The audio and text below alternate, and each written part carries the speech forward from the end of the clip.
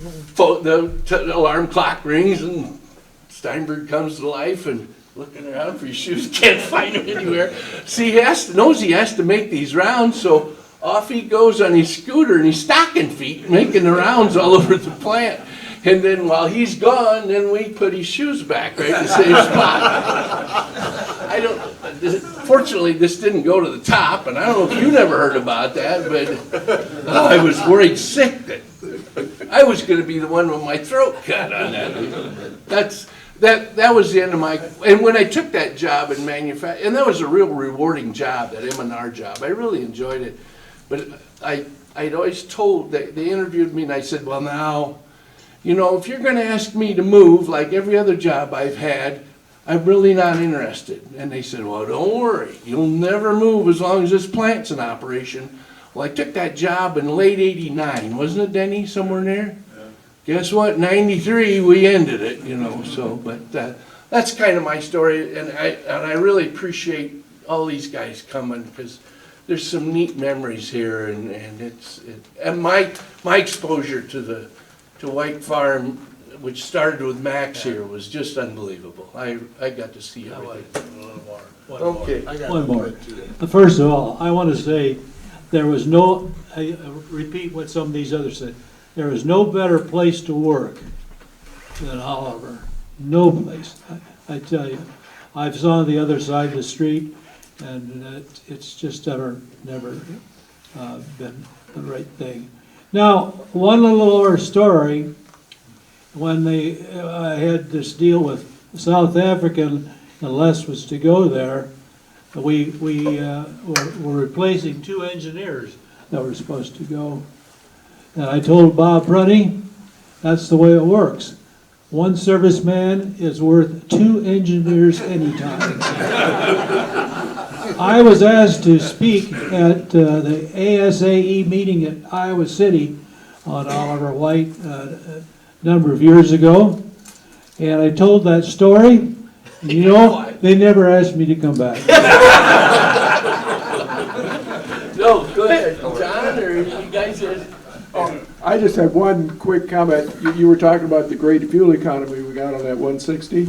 One thing we did, we put a fuel cooler in front of the radiator, and running cool fuel through that injector made a difference. Oh yeah. The thing about the Nebraska test, though, they have one of the earliest tests they do is they call tank response test, and that's where they rough calculate the amount of fuel you're going to use after 2 hours of running, and where it reaches half capacity, half your fuel capacity. And at that time, they take the fuel temperature, and that's where they keep the fuel temperature for the whole test. They're heating or cooling the fuel at the Nebraska test. One added thing about what Ray said about Nebraska tests, Ivan Anderson always said, so I'd get all excited out there, oh geez, we're not doing this, we're not doing that, and Ivan would say, keep in mind, Dean, they're marking that with chalk, or no, they're measuring it with the yardstick, they're marking it with chalk, and they're cutting it with an axe. That was their theory.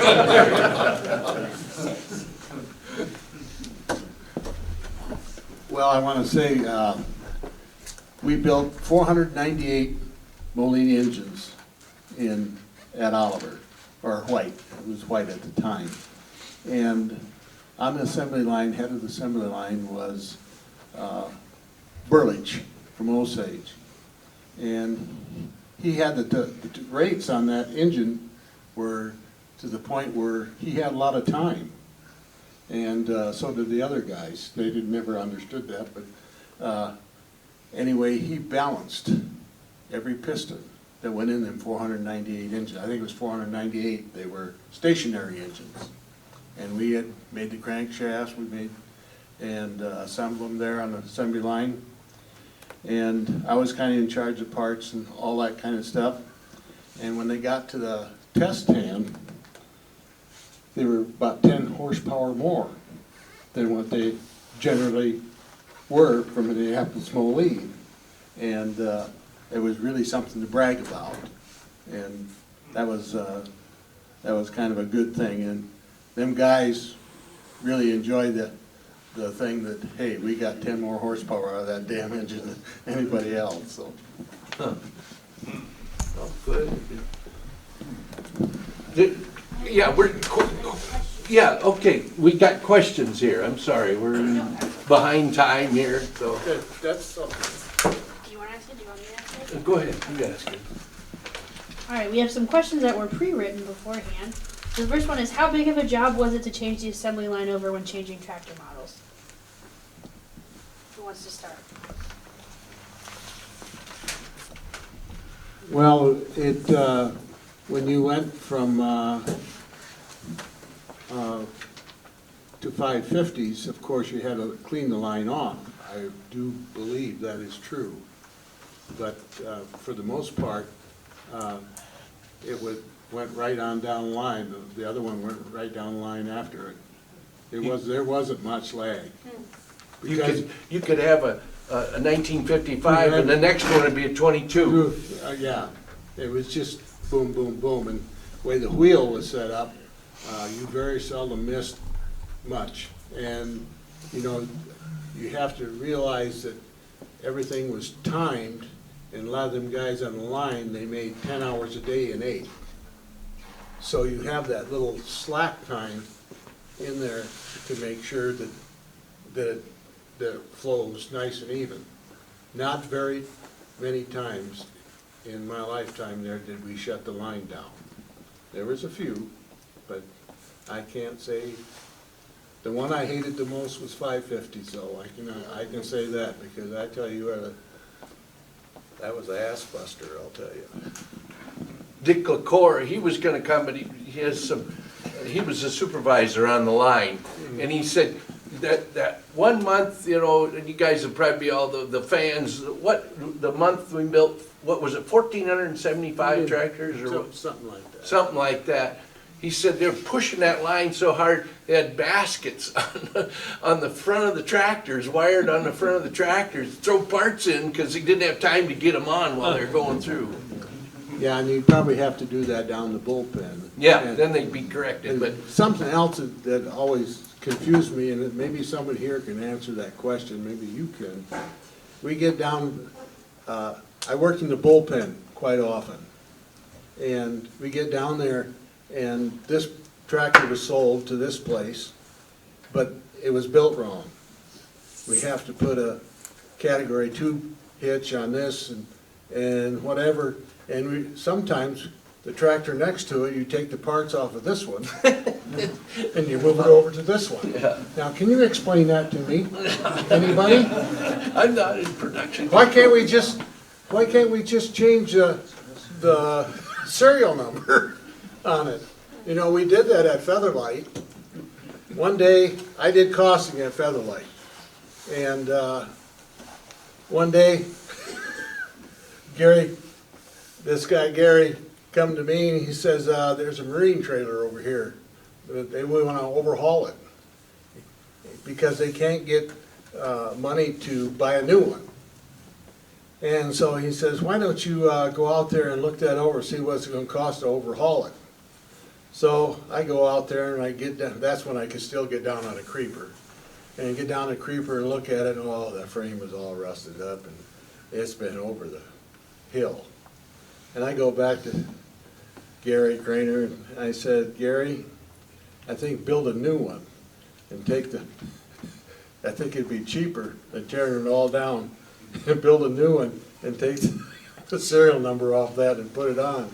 Well, it takes a while to build a trailer for the Marines. It was one for recruiting Marines is what it was, and it had real fancy stuff on it, shrink wrap, you know, Marine logo and everything. So I go out there one day and to the thing, and it's like about 2 weeks, I would say. I go out there and here this Marine trailer is over there, but it doesn't have the shrink wrap on it. I go down to the serial number.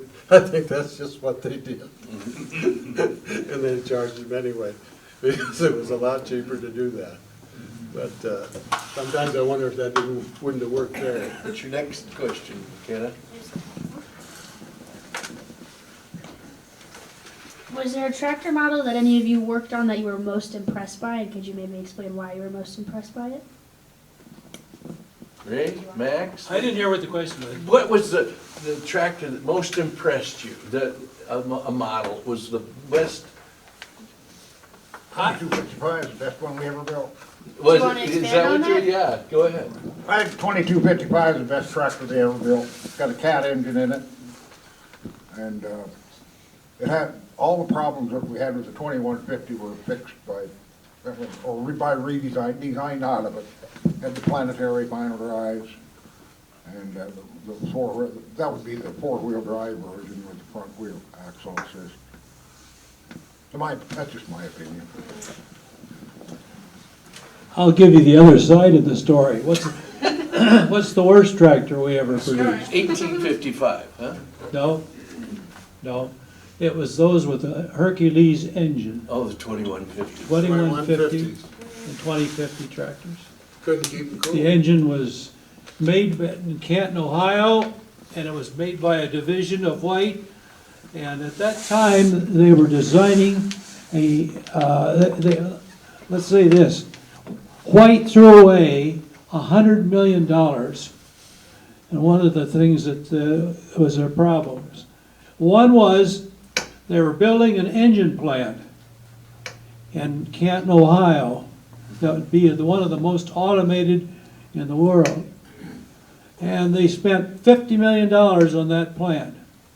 They spent another 50 at the Advanced Products Division in Torrance, California, designing the engines. And I don't think they ever built an engine.